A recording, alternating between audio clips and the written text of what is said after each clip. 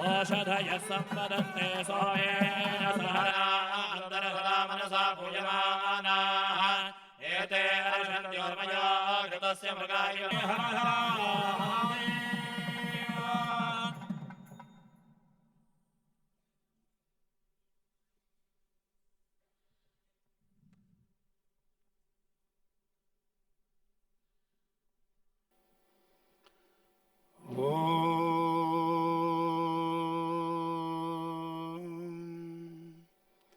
सहना भवतु सहनौ भुनक्तु सह वीर्यं करवावहै तेजस्विनावधीतमस्तु मा विद्विषावहै ओम शांति शांति शांति। ಸರ್ವಶಕ್ತ ಸರ್ವಾಂತರ್ಯಾಮಿ ಸರ್ವಕಾಲಿಕ ಸತ್ಯ ಪ್ರಭು ಶ್ರೀರಾಮಚಂದ್ರನ ಭಕ್ತಿಪೂರ್ವಕವಾಗಿ ಮನದಲ್ಲಿ ಸ್ಮರಣೆ ಮಾಡಿ ಈ ನವರಾತ್ರಿಯ ಶುಭ ಗಳಿಗೆಯಲ್ಲಿ ಈ ದೈವಿ ಸನ್ನಿಧಿಯಲ್ಲಿ ನಮ್ಮೆಲ್ಲರ ಆರಾಧ್ಯ ದೈವ ತಾಯಿ ಕಾಳಿಯನ್ನು ಮನದಲ್ಲಿ ಭಕ್ತಿಪೂರ್ವಕವಾಗಿ ಸ್ಮರಣೆ ಮಾಡಿ ಈ ಒಂದು ಧಾರ್ಮಿಕ ಕಾರ್ಯದಲ್ಲಿ ನವರಾತ್ರಿ ಹಿನ್ನೆಲೆಯಲ್ಲಿ ದುರ್ಗೆಗೆ ಬಹುಶಃ ಹೋಮ ಹವನಗಳನ್ನು ಸಮರ್ಪಣೆ ಮಾಡಿ ನಾಡಿನ ಒಳಿತಿಗಾಗಿ ದೇಶದ ಒಳಿತಿಗಾಗಿ ಎಲ್ಲ ಜಾಗದಲ್ಲೂ ಶಾಂತಿ ಸೂಕ್ಷ್ಮೆಯನ್ನು ಕಾಣುವಂಥ ಹಿನ್ನೆಲೆಯಲ್ಲಿ ಮನುಕುಲದ ಒಳಿತಿನ ಹಿನ್ನೆಲೆಯಲ್ಲಿ ಆಗಬೇಕಂತ ಎಲ್ಲ ದೇವತಾ ಕಾರ್ಯಗಳನ್ನು ಮಂಗಳ ಕಾರ್ಯಗಳನ್ನು ನೆರವೇರಿಸುವಂತಹ ಕಾಲಘಟ್ಟದಲ್ಲಿ ಈ ನವರಾತ್ರಿಯ ಶುಭ ಗಳಿಗೆಯಲ್ಲಿ ನಮ್ಮೆಲ್ಲರ ಮಧ್ಯೆ ಆಸೀನರಾಗಿ ದಿವ್ಯ ಸಾನ್ನಿಧ್ಯವನ್ನು ಕಾಣಿಸಿರುವಂಥ ಸಾಯಿ ಮಧುಸೂದನ್ ಮಹಾರಾಜರ ದಿವ್ಯ ಚರಣಗಳಿಗೆ ಭಕ್ತಿಪೂರ್ವಕವಾಗಿ ನಮನಗಳನ್ನು ಸಮರ್ಪಣೆ ಮಾಡಿ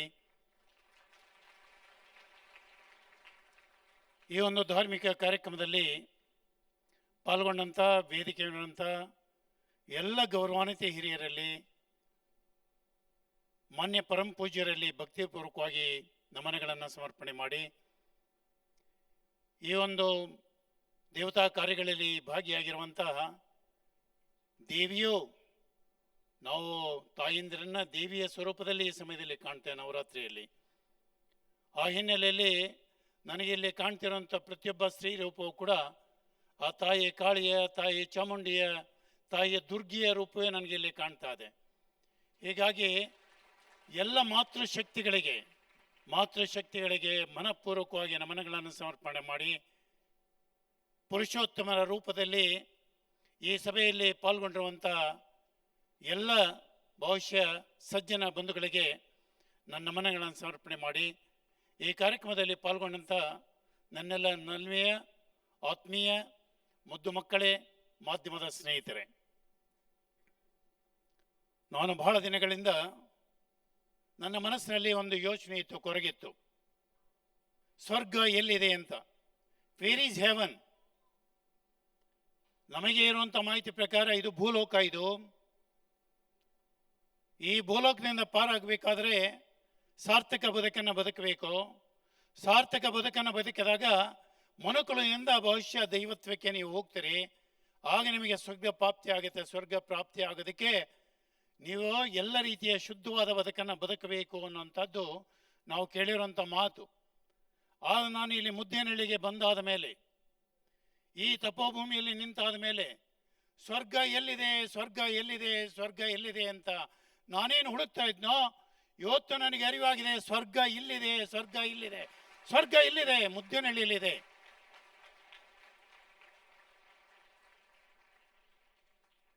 ಈ ಭೂಮಿಯನ್ನು ತಪೋಭೂಮಿಯನ್ನಾಗಿ ಪರಿವರ್ತಿಸಿದ, ಈ ಭೂಮಿಯನ್ನು ದೈವಿ ಭೂಮಿಯನ್ನಾಗಿ ಪರಿವರ್ತಿಸಿದ, ಎಲ್ಲ ದೇವತೆಗಳನ್ನು ಜಾಗೃತಗೊಳಿಸಿ ಹೆಕ್ಕಿ ಇಲ್ಲಿಗೆ ಕರೆತಂದ, ಇಡೀ ಮನುಕುಲದ ಒಳಿತಿಗಾಗಿ ಮಾಡಬೇಕಾದ ಕಾರ್ಯಗಳ ಪಟ್ಟಿಯನ್ನು ಮಾಡಿ ಬಹುಶಃ ಇಡೀ ಭರತ ಭೂಮಿಗೆ ಸೇವೆ ಅಂದರೆ ಹೇಗಿರಬೇಕು, ಸೇವೆ ಅಂದರೆ ಹೇಗಿರಬೇಕು, ಯಾವ ರೀತಿ ಒಂದು ಮನುಷ್ಯ ಬದುಕಿ ಬಾಳಬೇಕು ಅನ್ನೋದಕ್ಕೆ ಒಂದು ಜೀವಂತ ಉದಾಹರಣೆ ನಮ್ಮ ಕಣ್ಮುಂದೆ ಕಾಣ್ತಾ ಒಂದು ಅಪರೂಪದ ವ್ಯಕ್ತಿತ್ವ, ಶಕ್ತಿ, ಬದುಕು, ಅದು ಸಾಯಿ ಮಧುಸೂದನ್ ಮಹಾರಾಜರು ಅನ್ನುವಂಥ ಮಾತನ್ನ ಈ ಸಮಯದಲ್ಲಿ ನಾನು ಹೇಳಲಿಕ್ಕೆ ಬಯಸ್ತಾ ಇದ್ದೇನೆ. ನಮ್ಮ ಹಳ್ಳಿಯ ವಿಚಾರದಲ್ಲಿ ಒಂದು ಮಾತಿದೆ, ಆಡು ಮುಟ್ಟದ ಗಿಡವಿಲ್ಲ, ಸರ್ವಜ್ಞ ಓದದ ವಿಷಯವಿಲ್ಲ ಅಂತ. ಇಲ್ಲಿಗೆ ಬಂದಾದ ಮೇಲೆ ನನಗೆ ಅನಿಸಿದೆ, ಶ್ರೀಗಳು ಸತ್ಯ ಸಾಯಿ ಮಹಾರಾಜರು, ಮಧುಸೂದನ್ ಸಾಯಿ ಮಹಾರಾಜರು ಸ್ಪರ್ಶ ಮಾಡದೇ ಇರುವಂಥ ಕ್ಷೇತ್ರ ಯಾವುದು, ಯಾವ ಕ್ಷೇತ್ರವನ್ನು ಬಿಟ್ಟಿದ್ದಾರೆ? ಮನುಕುಲದ ಒಳಿತಿಗಾಗಿ ಪರಿಪೂರ್ಣ ವ್ಯಕ್ತಿತ್ವವನ್ನು ನಿರ್ಮಾಣ ಮಾಡುವಂಥ ಹಿನ್ನೆಲೆಯಲ್ಲಿ, ಪ್ರತಿಯೊಂದು ವ್ಯಕ್ತಿತ್ವ ಕೂಡ ಜ್ಞಾನವನ್ನ ಕೊಡುವಂಥ ಹಿನ್ನೆಲೆಯಲ್ಲಿ, ತನ್ನ ಮನುಷ್ಯತ್ವದ ಅರಿವನ್ನು ಉಂಟು ಮಾಡುವಂಥ ಹಿನ್ನೆಲೆಯಲ್ಲಿ, ತನ್ನ ಬದುಕಿನ ಜವಾಬ್ದಾರಿಯನ್ನು ಅರಿವು ಮಾಡುವಂಥ ಹಿನ್ನೆಲೆಯಲ್ಲಿ ಒಂದೊಂದು ಸರ್ವಾಂಗೀಣ ಬದುಕು, ಒಂದು ಸರ್ವಾಂಗೀಣ ಅಭಿವೃದ್ಧಿಯ ಸಮಾಜ, ನೆಮ್ಮದಿಯ ಸಮಾಜ, ಶಾಂತಿಯ ಸಮಾಜ, ಸಮೃದ್ಧಿಯ ಸಮಾಜ ಕಾಣುವಂಥ ಹಿನ್ನೆಲೆಯಲ್ಲಿ ಒಬ್ಬ ಶ್ರೀಗಳಾಗಿ, ದೈವಿ ಪುರುಷರಾಗಿ ಮಾಡಬೇಕಂತ ಒಂದು ಸಂಸ್ಥೆಯ ಜವಾಬ್ದಾರಿಯನ್ನು, ಧಾರ್ಮಿಕ ಸಂಸ್ಥೆಯ ಜವಾಬ್ದಾರಿಯನ್ನು ಹೊತ್ತು ಶ್ರೀಗಳಾಗಿ ಮಾಡಬೇಕಂತ ಕಾರ್ಯದ ಹಿನ್ನೆಲೆಯಲ್ಲಿ ಬೆಳಗ್ಗಿಂದ ನಾನು ಇಲ್ಲಿ ನೋಡ್ತಾ ಇದ್ದೇನೆ ವಾತಾವರಣವನ್ನ, ಯಾವ ಭಾಗವನ್ನು ಶ್ರೀಗಳು ಬಿಟ್ಟಿದ್ದಾರೆ ಅಂತ. ಎಲ್ಲ ಭಾಗಗಳನ್ನು ಸ್ಪರ್ಶ ಮಾಡುವಂಥದ್ದು ಕೇವಲ ಧಾರ್ಮಿಕ ಕ್ಷೇತ್ರ ಮಾತ್ರ ಅಲ್ಲ, ಶೈಕ್ಷಣಿಕ ಕ್ಷೇತ್ರ ಮಾತ್ರ ಅಲ್ಲ, ಕಲಾ ಸಂಸ್ಕೃತಿ ಮಾತ್ರ ಅಲ್ಲ, ಸಂಗೀತ ನೃತ್ಯ ವೈಭವ ಮಾತ್ರ ಅಲ್ಲ, ನಮ್ಮ ದೇಶೀಯ ನೆಲದ ಸಂಸ್ಕೃತಿಯನ್ನ, ಈ ಸನಾತನ ಧರ್ಮದ ಶ್ರೀಮಂತಿಕೆಯನ್ನ, ಸನಾತನ ಧರ್ಮವನ್ನು ಜಾಗೃತಗೊಳಿಸಿ ಮತ್ತೆ ಭರತಭೂಮಿ ನಿತ್ಯ ಭವಿಷ್ಯ ಜಗತ್ತಿಗೆ ಮಾರ್ಗದರ್ಶನ ಮಾಡುವಂಥ ಹಿನ್ನೆಲೆಯಲ್ಲಿ ಎಲ್ಲ ಕ್ಷೇತ್ರಗಳ ಸ್ಪರ್ಶವನ್ನು ಕೂಡ ಶ್ರೀಗಳಲ್ಲಿ ಮಾಡಿರುವಂಥದ್ದನ್ನು ನಾವು ಕಾಣ್ತಾ ಇದ್ದೇವೆ.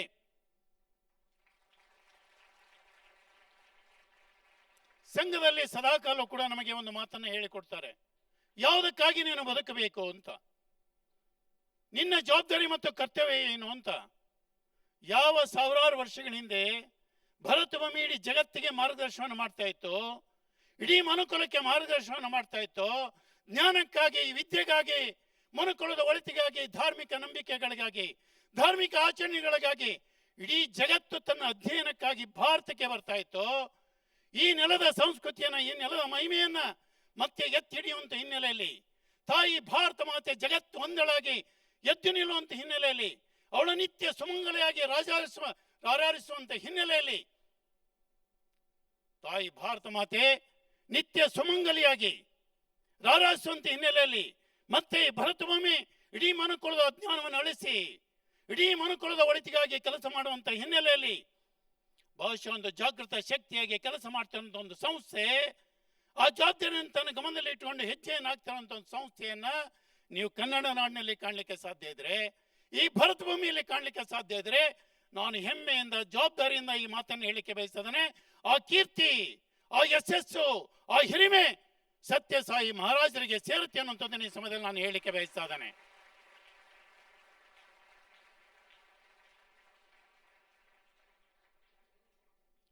ನನಗೆ ಈಗ ಅನಿಸ್ತಾ ಇದೆ, ಇಲ್ಲಿ ಬಂದಾದ ಮೇಲೆ ನಾನು ಜೀವನದಲ್ಲಿ ಈಗ 68 ವರ್ಷ, ನಾನು ಹೇಗೆ ಈಗ ವ್ಯರ್ಥವಾಗಿ ಕಳೆದು ಬಿಟ್ಟೆ. ಒಂದು 40-50 ವರ್ಷಗಳಿಂದ ಈ ಜಾಗಕ್ಕೆ ನಾನು ಬಂದಿದ್ರೆ, ಒಂದು 40-50 ವರ್ಷಗಳಿಂದ ಶ್ರೀಗಳ ಕೃಪೆ ಇವತ್ತಾಗಿ ನೀವು ನನ್ನನ್ನು ಕರೆಸ್ಕೊಂಡಿದ್ದೀರಿ. ಆ ರೀತಿ ನಿಮ್ಮ ದೃಷ್ಟಿ ಒಂದು 50-60 ವರ್ಷದಿಂದ ನನಗೆ ಬಿದ್ದಿದ್ರೆ ನನ್ನ ಬದುಕು ಸಾರ್ಥಕ ಬದುಕಾಗ್ತಾ ಇತ್ತು, ಆ ದಿಕ್ಕಿನಲ್ಲಿ ಸಾಗಿ ಹೋಗಲಿಕ್ಕೆ ಸಾಧ್ಯ ಆಗ್ತಾ ಇತ್ತು. ಈಗಲೂ ಕೂಡ ಧೈರ್ಯವಾಗಿ ಶ್ರೀಗಳ ಸಮ್ಮುಖದಲ್ಲಿ ನಾನು ಹೇಳಲಿಕ್ಕೆ ಬಯಸ್ತಾ ಇದ್ದೇನೆ, ಬೆಟರ್ ಲೇಟ್ ದೆನ್ ನೆವರ್. ನಿಧಾನ ಆಗಿರ್ಬೋದು, ಶ್ರೀಗಳ ಕೃಪೆ ಈಗ ನಮಗೆ ಲಭ್ಯ ಆಗಿದೆ. ಈಗಲೂ ಉಳಿದ ಬದುಕಿಗೆ ನಿಮ್ಮ ಮಾರ್ಗದರ್ಶನ ಬೇಕು, ಉಳಿದ ಬದುಕು ಸಾಗಿ ಹೋಗಬೇಕಂತ ದಾರಿಯನ್ನು ನೀವು ನಮಗೆ ತೋರಿಸ್ಬೇಕು. ನಿಮ್ಮ ಮಾರ್ಗದರ್ಶನದಲ್ಲಿ, ನಿಮ್ಮ ದಿವ್ಯ ಶಕ್ತಿಯ ಹಿನ್ನೆಲೆಯಲ್ಲಿ, ನಿಮ್ಮ ಬೆಳಕಿನ ಹಿನ್ನೆಲೆಯಲ್ಲಿ ಈ ನಾಡಿನ ಒಳಿತಿಗಾಗಿ ನಮ್ಮ ಜವಾಬ್ದಾರಿ ಏನಿದೆ, ನೀವು ಮಾಡುವಂಥ ಕಾರ್ಯ ಹಿನ್ನೆಲೆಯಲ್ಲಿ ಅಳಿಲು ಸೇವೆಯನ್ನು ನಾವೇನು ಮಾಡಲಿಕ್ಕೆ ಸಾಧ್ಯ ಇದೆ, ಆ ಕಾರ್ಯದಲ್ಲಿ ನಿಮ್ಮ ಜೊತೆಯಲ್ಲಿ ನಮ್ಮನ್ನು ತೊಡಗಿಸ್ಕೊಳ್ಳುವಂಥ ಹಿನ್ನೆಲೆಯಲ್ಲಿ ನಾವು ರಾಮನ ಭಕ್ತ, ಹನುಮನ ಸೇವಕರಾಗಿ ವಾನರೇನಿದ್ವೋ ಆ ರೀತಿ ವಾನರ ಸೇವೆಯನ್ನು ಸಲ್ಲಿಸಲಿಕ್ಕೆ ನಿಮ್ಮ ಈ ಕಾರ್ಯದಲ್ಲಿ, ನಿಮ್ಮ ಈ ಸೇವೆಯಲ್ಲಿ, ನಿಮ್ಮ ಈ ಹೋರಾಟದಲ್ಲಿ ಭಾಗಿಯಾಗಲಿಕ್ಕೆ ನಾವು ತಯಾರಾಗಿದೆ ಅನ್ನೋಂಥ ಮಾತನ್ನ ಬಹಳ ಹೆಮ್ಮೆಯಿಂದ, ಅಭಿಮಾನದಿಂದ ಈ ಸಮಯದಲ್ಲಿ ನಾನು ಹೇಳಲಿಕ್ಕೆ ಬಯಸ್ತಾ ಇದ್ದೇನೆ. ವಾನರ ಸೇನೆಯಾಗಿ ನಾವು ಸೇವೆಯನ್ನು ನಿಮ್ಮ ಜೊತೆಯಲ್ಲಿ ಮಾಡಲಿಕ್ಕೆ ತಯಾರಾಗಿದ್ದೇವೆ. ನಿಮ್ಮ ಮಾರ್ಗದರ್ಶನದಲ್ಲಿ ಹೆಜ್ಜೆಯನ್ನು ಹಾಕಲಿಕ್ಕೆ ತಯಾರಾಗಿದೆ ಅನ್ನೋ ಮಾತನ್ನು ಭಾಳ ಅಭಿಮಾನದ ಈ ಸಮಯದಲ್ಲಿ ನಿಮ್ಮ ಚರಣಗಳಿಗೆ ನಾನು ಸಮರ್ಪಣೆಯನ್ನು ನಾನು ಮಾಡೋನಿದ್ದೇನೆ. Really Swamiji, you have created heaven here. It is really you have created heaven here. Truly I speak you, by heart I tell you, really it is a true heaven, true heaven. ಏಕೆಂದರೆ ಆಚಾರವೇ ಸ್ವರ್ಗ, ಅನಾಚಾರವೇ ನರಕ. ಆಚಾರವೇ ಸ್ವರ್ಗ, ಅನಾಚಾರವೇ ನರಕ. ಮೃತ್ಯುಲೋಕ ದೇವಲೋಕ ಬೇರಿಲ್ಲ ಕಾಣಿರೋ, ಆಚಾರವೇ ಸ್ವರ್ಗ, ಅನಾಚಾರವೇ ನರಕ ಅಂತ ಹೇಳ್ತಾರೆ. ಇಲ್ಲಿ ಆಚಾರವುಳ್ಳ ಬದುಕನ್ನು ನಾವು ಇಲ್ಲಿ ಕಾಣ್ತಾ ಇದ್ದೇವೆ. ಯಾವ ಕಾರ್ಯದಲ್ಲಿ ಮನುಷ್ಯ ತೊಡಗಬೇಕು, ಯಾವ ಕಾರ್ಯಕ್ಕಾಗಿ ಬದುಕಬೇಕು, ಮನುಕುಲದ ಒಳಿತಿಗಾಗಿ ನಾನು ಬಂದಂಥ ಹಿನ್ನೆಲೆಯಲ್ಲಿ ನನ್ನ ಜವಾಬ್ದಾರಿ ಏನು ಅಂತ ಹೇಳಿ ಅರಿವು ಉಂಟಾಗಬೇಕಾದ್ರೆ, ಜ್ಞಾನ ಉಂಟಾಗಬೇಕಾದ್ರೆ, ತನ್ನ ಜವಾಬ್ದಾರಿಗಳು ಪ್ರತಿಯೊಬ್ಬ ವ್ಯಕ್ತಿಗೂ ಕೂಡ ಅರ್ಥವಾಗಬೇಕಾದ್ರೆ ಅದು ಮುದ್ದೆನಲ್ಲಿ ಬರಬೇಕು. ಮಧುಸೂದನ್ ಸಾಯಿ ಮಹಾರಾಜರ ಸೇವೆಯನ್ನು ನೋಡಬೇಕು.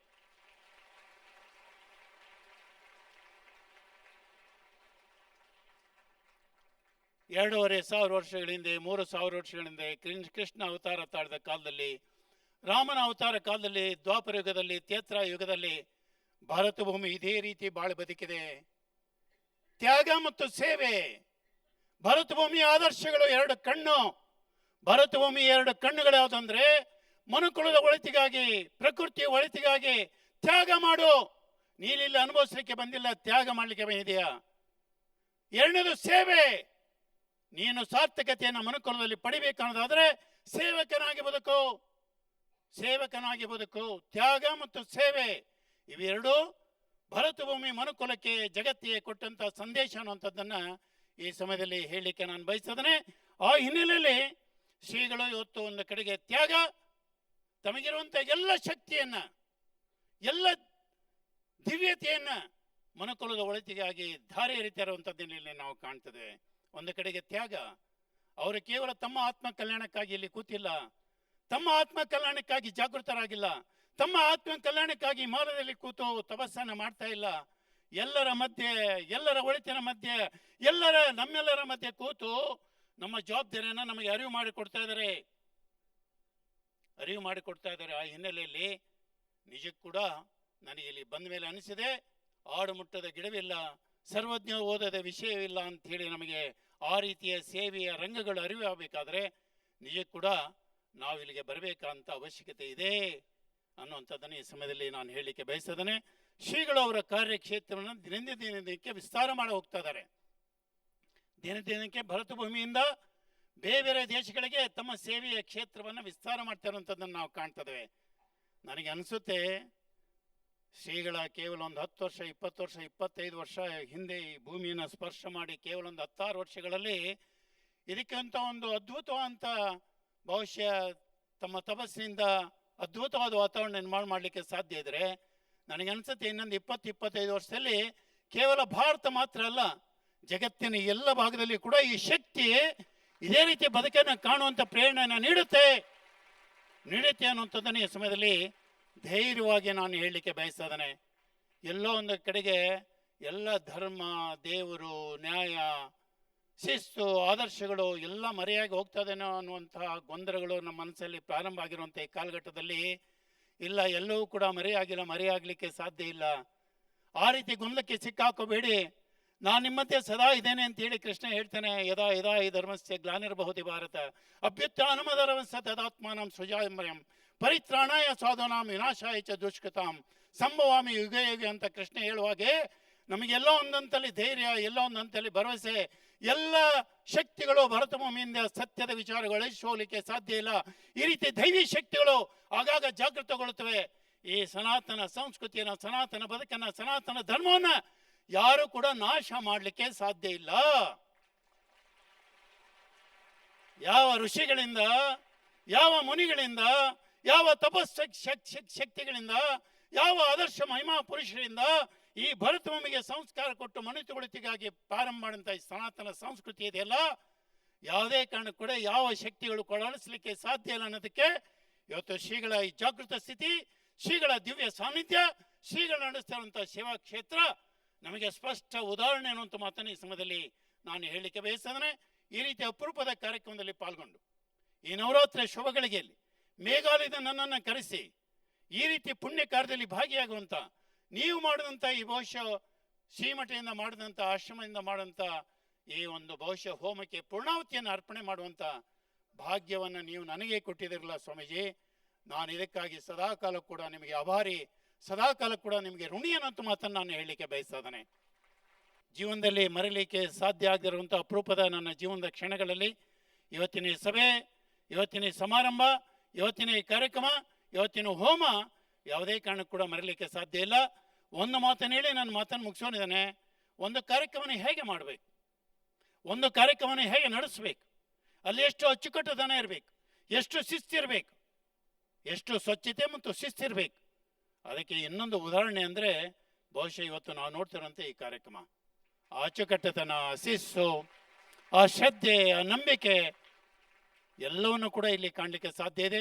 ಈ ದೈವಿ ಶಕ್ತಿಗಳು ಜಾಗೃತಗೊಳ್ಳಿ, ಭರತಭೂಮಿ ಎಲ್ಲ ನಿಷ್ಠೆಗಳನ್ನು, ನಮ್ಮೆಲ್ಲರ ಅಜ್ಞಾನಗಳನ್ನು, ಮನುಕುಲದ ಅಜ್ಞಾನವನ್ನು ದೂರ ಮಾಡಿ ಮತ್ತೆ ದಿವ್ಯ ಜ್ಯೋತಿ, ಭರತಭೂಮಿಯ ಜ್ಯೋತಿ ಭಾರತವನ್ನು ತನ್ಮೂಲಕ ಮನುಕುಲದ ಬೆಳಕನ್ನು ಬದುಕುವಂತಹ ದಿನಗಳನ್ನು ಕಾಣುವಂಥ ಭಾಗ್ಯ ಶ್ರೀಗಳಿಂದ ನಮಗೆ ಲಭ್ಯ ಆಗಲಿ ಅಂತ ಮಾತನ್ನು ಈ ಸಮಯದಲ್ಲಿ ಹೇಳಿ, ಈ ಕಾರ್ಯಕ್ರಮಕ್ಕೆ ಶುಭವನ್ನು, ಈ ಕಾರ್ಯಕ್ರಮಕ್ಕೆ ಯಶಸ್ಸನ್ನು ಕೋರಿ ಮತ್ತೊಮ್ಮೆ ಶ್ರೀಗಳಿಗೆ ಭಕ್ತಿಪೂರ್ವಕವಾಗಿ ನಮನಗಳನ್ನು ಸಮರ್ಪಣೆ ಮಾಡಿ, ವೇದಿಕೆ ಅಂತ ಎಲ್ಲ ಹರಗುರು ಚರ್ಮೋತ್ತಿಗಳಿಗೂ ಕೂಡ ನನ್ನ ನಮಸ್ಕಾರಗಳನ್ನು ತಿಳಿಸಿ, ತಮ್ಮೆಲ್ಲರಿಗೂ ಕೂಡ ನನ್ನ ನಮಸ್ಕಾರಗಳಿಂದ ನನ್ನ ಮಾತನ್ನು ಮುಗಿಸೋರಿದ್ದಾನೆ. ಜೈ ಹಿಂದ್, ಜೈ ಭಾರತ್.